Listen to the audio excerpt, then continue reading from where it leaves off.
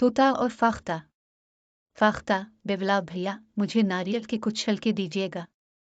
बेवलावदान बे की नारियल शाप जंगल में बहुत मशहूर थी। सभी जानवर और परिंदे गर्मियों में यहीं आकर नारियल के ठंडे पानी से अपनी प्यास बुझाते थे। इस वक्त भी काफी जानवर बेवलाव की शाप पर स्ट्रॉ लगाए नारियल पानी पीने में मसरूफ थे। फाख्ता की आवाज पर शरारती तोते ने मार के उसकी तरफ देखा और तंज करते हुए कहा, क्या आज खाने को कुछ नहीं मिला जो नारियल के छिलके मांगने आ गई? फाख्ता ने बारह मनाए बगैर जवाब दिया, अरे नहीं तोते भाई, खाना तो खा चुकी हूँ। इन छिलकों से आहिस्ता आहिस्ता बाल निकालूंगी ताकि अपने लिए एक अच्छा सा घर बना सकूं। तोते ने हैरानी से पूछा, खैरियत, तुम्हें बड़ी फिक्र हो रही है नया घर बनाने की? फाख्ता ने शरारती तोते को समझाते हुए कहा, हाँ भाई, तुम्हें तो पता है अगला मौसम बारिशों का है और ऊपर से मौसमियात वालों ने तेज बारिशों की भी पेशीन गोई कर रखी है। तो भला इसी में है कि अपने लिए मजबूत सा घर बना लो ताकि आने वाले दिनों में परेशानी ना हो। मेरी मानो तो तुम भी सिर सपाटोहे को छोड़ो और अपना घर बनाने में लग जाओ ताकि अगले महीने तक एक मजबूत सा घर तैयार हो जाए।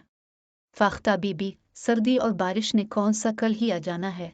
मेरी मानो, यही तो दिन है घूमने फिरने और मजे आने के, बाकी आगे तुम्हारी मर्जी। ये कहकर तोता प्यार से अलिफाड़ गया। नादान भाई, फाख्ता ने तोते की बेवकूफ़ी पर अफसोस करते हुए कहा और अपने काम में लग गई। फाख्ता अपने घर में कंबल ओढ़े बैठी कहानियों की किताब पढ़ रही थी जब उसे किसी की आवाज़ सुनाई दी, फाख्ता बहन, फाख्ता बहन, मुझे अपने घर में जगह दे दो, बहुत तेज बारिश हो रही है।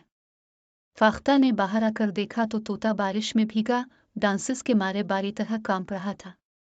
फाख्ता ने तोते को झाड़ पिलाते हुए कहा, मैंने दिन रात मेहनत करके घर बनाया है, तुम्हें जगह दे दूं तो खुद कहाँ रहूंगी? तुम गर्मियों के मौसम में कहाँ थे, अपने लिए घर नहीं बना सकते थे? तोते ने मस्कीन सी सूरत बनाते हुए कहा, मुझे बहुत सर्दी लग रही है और बारिश है कि करने का नाम ही नहीं ले रही, इस तरह तो मैं बीमार पड़ जाऊंगा। प्लीज मेरी मदद करो।